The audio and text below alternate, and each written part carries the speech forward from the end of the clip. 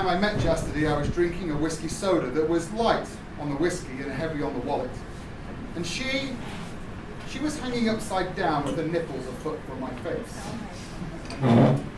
This was at the Cozy Kitten in Soho, a place just expensive enough that most of the strippers could pass for under 25 under a black light. They didn't sport too many scars, cesarean or otherwise. I suppose you could say it was love at first sight, for me at least. For her, it was all in a day's work. I doubt she saw much of my face, or made much of what she saw. Not only was I the wrong way round, but she was short-sighted and preferred to dance blind. She didn't tell me that until much later. I don't think she ever told her manager. She'd do her makeup in the dressing room, then deliberately and carefully remove her contact lenses before striding out onto the tiny mirrored dance floor to grind and sling her stuff around that pole. Stamping her perspex heels so her little buttocks shook in time with her tits, swaying and swinging to some cock rock anthem a WWF wrestler might use for a theme tune, shimmying and sliding, flashing her UV white teeth and tossing her night black hair. She looked like the goddess of fucking everything. And she could only do it because she couldn't see a fucking thing. Shapes and colours, yeah.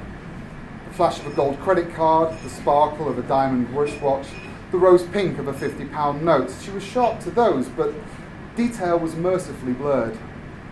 The wrinkles on a client's face, the dead fish look in his eyes, the rim of white around his nostrils were all fortunately invisible to her in a soft focus blind bubble.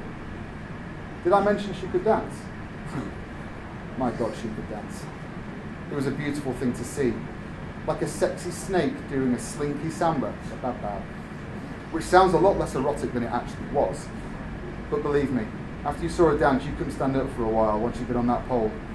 A beautiful mover she was, too good for a place like the Kitten. I told her so. After that first dance, I bought her a glass of whatever strippers drink when punters pay for a champagne, and we talked in a little booth over beside the stage. She had this faraway look in her eyes that at the time I thought expressed the dreaminess of her soul rather than the defects of her eyesight. I asked her name. Chastity, she said, fanning her fake lashes and sipping her apple juice and soda. They all have handles like that, the girls. There are the cutie names, Bunny, Honey, Cherry, Roxy. There's the jewel names, Sapphire, Jade, Amber, Crystal. Abstract nouns, Chastity, Destiny, Liberty and Charity and all the rest of the sisters. I even met a girl called Serendipity once. I offered to give her £100 if she could tell me what serendipity meant. She did too. Never underestimate a stripper. Come on, I said. What's your real name, though?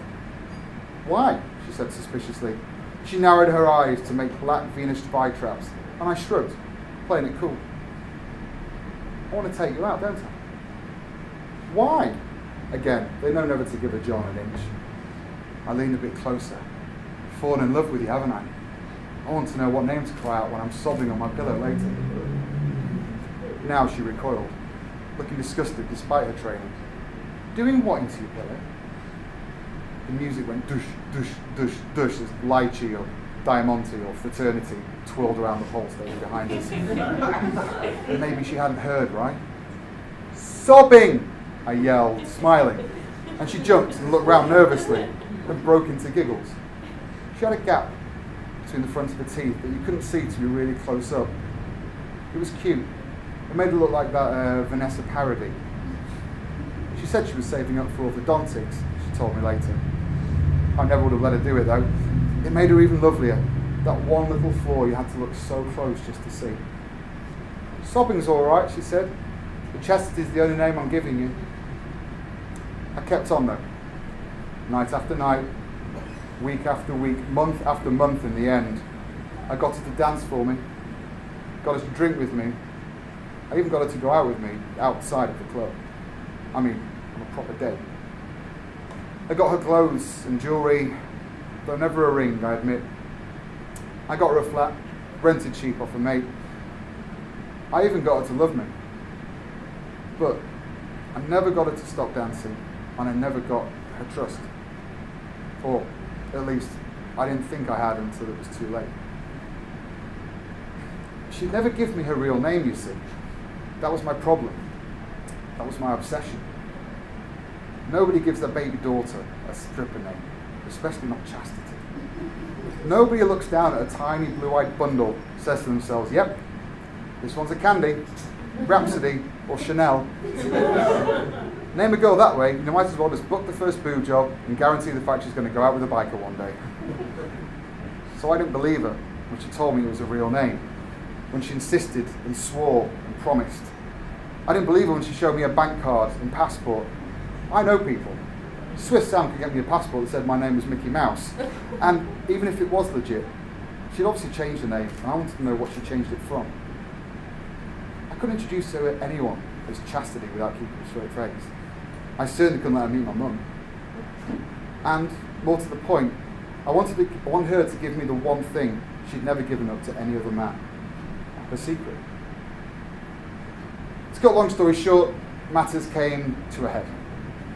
She insisted, I resisted, things were said, things were done, and thrown, things that couldn't be taken back or fixed. Chastity left me and she took my heart with her, but I thought it was good riddance to both of them. Up until a fortnight after she'd left, I answered her phone in her empty flat. The voice on the other end was there just like hers, but cracked with fags and laughter. It nearly made me lose it there and then when I heard that voice. Is Chastity there? The voice asked.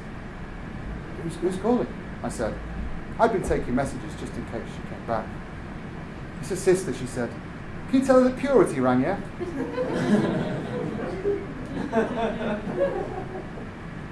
I put the phone down, put my coat on, and I've been looking for my darling ever since. The problem is, there's lots of strippers in this world, and none of them use their real names.